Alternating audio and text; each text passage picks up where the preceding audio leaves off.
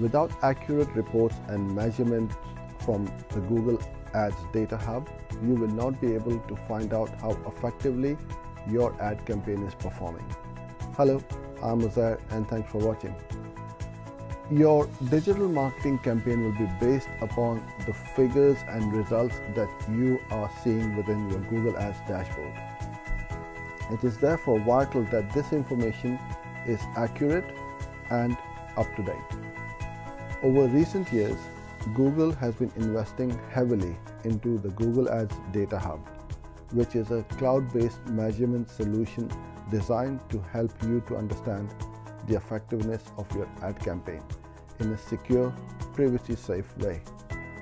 The data held within the hub will encompass performance across a variety of platforms, including mobile apps, YouTube, Google Ads, Display and Video 360. The Google Ads Data Hub restricts the use of user data, so it adds another layer of protection for your audience, whilst still allowing you to measure results. The investment that has been made recently has focused on infrastructure improvements to the Google Ads Data Hub, which have increased speed, ease of use, and reliability for you, the end user.